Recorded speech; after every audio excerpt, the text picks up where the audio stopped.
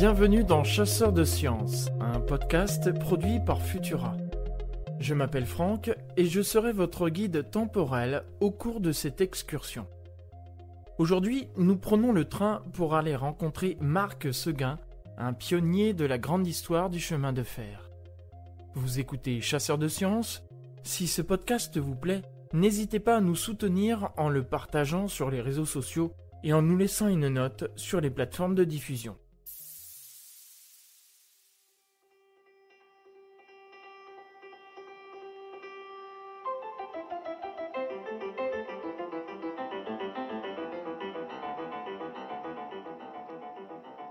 « 1er octobre 1829, gare centrale de Lyon. Marc Seguin est installé devant les commandes de sa machine, les mains posées sur ses leviers de métal gantés de bois. Il sent son pouls frémir au bout de ses doigts, engagé dans un dialogue silencieux avec l'engin. Dans quelques instants, il s'élancera avec son train en direction de Saint-Étienne. Sur le quai, l'excitation est à son comble. Des journalistes et des curieux se sont rassemblés autour de cette bien curieuse machine, la locomotive Seguin, qui va faire ses premiers tours de roue. Les voyageurs prennent place dans le train et le coup de sifflet est donné. Marc Seguin, rayonnant de fierté, pousse quelques manettes et la locomotive s'élance en soufflant et en crachant fumée et vapeur. Elle accélère, entraînant avec elle le cœur du conducteur. La machine atteint sa vitesse maximum de 12 km/h. Cela paraît peut-être dérisoire aujourd'hui, mais à l'époque, c'est une prouesse, un nouveau record inscrit dans les registres de l'histoire. Marc Seguin est le premier à conduire une locomotive à chaudière tubulaire.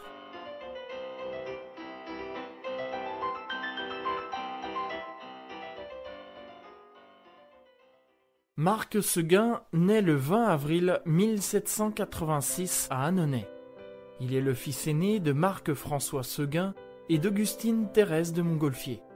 Si ce nom vous dit quelque chose, c'est parce que le grand-oncle de Marc n'est autre que le célèbre Joseph de Montgolfier qui inventa la montgolfière avec son frère Jacques-Étienne.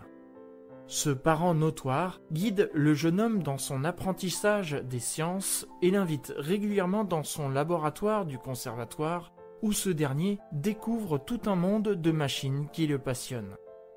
Entré dans la vie active, il intègre la fabrique de draps familiale où il a pour tâche de démarcher les clients. Il fonde ensuite avec son frère une manufacture de feutres pour papeterie. Un matin froid de la fin de l'année 1822, Marc se tient sur le quai de la ville de Brest. Alors âgé de 36 ans, son cerveau bouillonne d'idées qui ne demandent qu'à être réalisées. Autre chose bouillonne juste devant lui, la chaudière du bateau à vapeur qui traverse le port sous ses yeux. Il ne lui en faut pas plus. Cette simple vision lui donne l'idée de créer en 1825, avec Pierre-François de Montgolfier et Louis-Henri Daniel Dème, la société de halage par la vapeur à point fixe sur le Rhône. Cette curieuse dénomination nécessite quelques explications. Lorsque les bateaux descendent le Rhône, il leur suffit de se laisser porter par le courant. En revanche, pour remonter le Rhône, les embarcations doivent être tirées depuis la rive par des chevaux au moyen de câbles. L'idée de Marc Seguin est de remplacer les chevaux par des treuils entraînés par une machine à vapeur disposée sur la rive. Les câbles attachés au bateau s'enroulent autour du treuil, tirant ainsi celui-ci. Malheureusement, les chaudières qui alimentent la machine à vapeur ne sont pas suffisamment puissantes. 2 ans après la création de la société, un bateau heurte la pile d'un pont à Lyon. La chaudière éclate et le bateau sombre, provoquant la mort de 28 personnes. La société est liquidée. Cette malheureuse expérience n'est pas sans apprentissage, car c'est elle qui pousse Marc Seguin à imaginer la chaudière tubulaire. Le corps de chauffe y est traversé par de multiples tubes dans lesquels circulent les gaz, garantissant une meilleure répartition de la chaleur. Un procédé révolutionnaire qui permet de multiplier par 6 la puissance de la locomotive. En 1825, Marc se rend en Angleterre et devient ami avec l'ingénieur George Stephenson. Là-bas, il l'aide à construire The Rocket, la fusée en français, l'une des toutes premières locomotives à vapeur à chaudière tubulaire basée sur son invention. Convaincu du potentiel du transport ferroviaire, il suggère au gouvernement français de construire une ligne de chemin de fer de 56 km entre Saint-Étienne et Lyon. La ligne est concédée au profit des frères Seguin et de deux autres entités le 7 mars 1827. Marc rencontre beaucoup de difficultés pour la construction de sa ligne. La loi d'expropriation n'existe pas à l'époque et il doit user de beaucoup de ruses pour réussir à acheter les terrains. Un jour, l'inventeur se rend chez un particulier pour réaliser des relevés cadastraux. Personne ne répond lorsqu'il frappe à la porte. Comme il a l'habitude de faire dans ce cas, Seguin ne se démonte pas, pénètre dans la propriété et commence ses relevés. Si le propriétaire vient lui faire des reproches, il aura des arguments tout prêts pour le calmer. Mais cette fois-ci, les choses ne se passent pas comme prévu. En découvrant un intrus sur son terrain, le paysan qui détient les lieux décroche son fusil et tire une décharge de chevrotine dans sa direction. Fort heureusement, il le manque de peu, mais laisse un souvenir cuisant à Marc Seguin.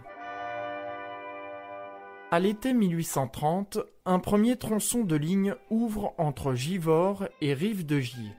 Il est utilisé dans un premier temps au service de marchandises et pendant plusieurs mois, on emploie des chevaux pour la traction.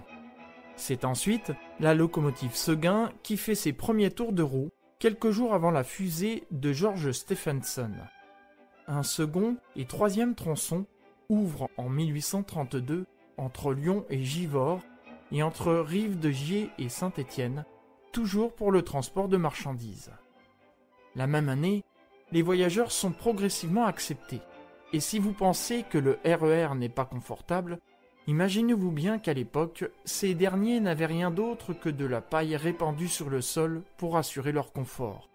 Pour autant, les autres modes de transport, dont les postes à chevaux, voient très mal cette nouvelle concurrence et ils sabotent régulièrement la ligne en faisant dérailler les trains, sauter les chaudières ou en incendiant les wagons, une tâche amplement facilitée par la paille sèche qui en tapisse les planches. Quand ce ne sont pas les saboteurs qui portent préjudice à la compagnie Seguin, ce sont les voyageurs eux-mêmes qui s'y mettent. Ils taillent les draps posés sur les banquettes pour en faire des gilets et se servent des tirants de cuir aux fenêtres comme de bretelles. Malgré ces déboires, la compagnie exploite la ligne pendant 26 ans. En 1853, la compagnie Seguin disparaît avec deux autres compagnies de chemin de fer voisins. Les trois compagnies fusionnent pour donner naissance à une nouvelle, la compagnie des chemins de fer de Jonction du Rhône à la Loire. Atteint d'une fluxion de poitrine, Marc Seguin meurt le 24 février 1875 à l'âge de 88 ans. En plus de la navigation fluviale, des locomotives à vapeur et des lignes de chemin de fer, il a aussi été à l'origine de la création des ponts suspendus à câbles, s'est essayé aux travaux aéronautiques en construisant des machines volantes et a rédigé plusieurs ouvrages. Considéré comme le père du chemin de fer français, il a révolutionné le monde du transport et fait partie des 72 savants dont le nom est inscrit sur la tour Eiffel.